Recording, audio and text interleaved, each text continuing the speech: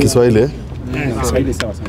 Asante. Tulikuwa na leo tumekuja hapa nimeandamana na mawaziri, familia wa DCI na wale wengine ambao tulikuwa tujue ni kwa nini mwenda zake alituacha kwa ghafla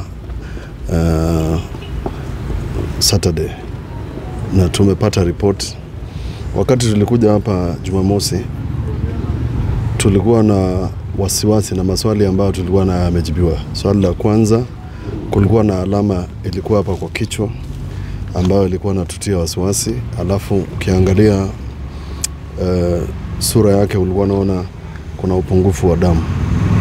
Kwa hivyo maswali haya yamejibiwa kwamba roho yake ilipasuka na ikafuja damu, na inawezekana wakati jambo hili lilikuwa naendelea ndio alikuwa anafanya, alikuwa anahisi kwamba ako na kitu tunakiita na kimombo gas.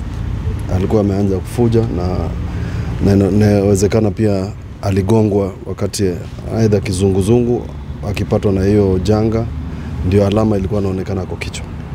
Kwa hivyo familia wameambiwa na wameridhika, na sisi kama serikali ya Makueni, jambo ambalo ni muhimu kwetu ni kwamba kujua kwamba Dr. Sonia hakuna jambo ambalo alitendewa mbaya. Hiyo ni kitu muhimu kwetu, pamoja na familia na DCI ambao walikuwa hapa.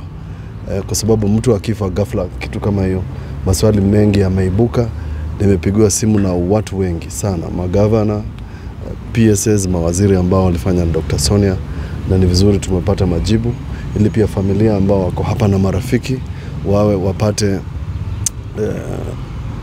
ridhaa ama wapate consolation kwamba hakuna jambo mbaya lilifanyika kwa mtu wao.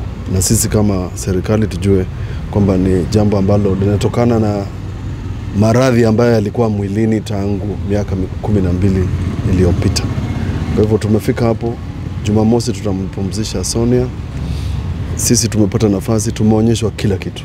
Mimi nimeonyeshwa na familia wameonyeshwa, na kwa hivyo hakuna maswali mengine ambayo yatatokea. Burial permits itapatianwa hapa tukitoka.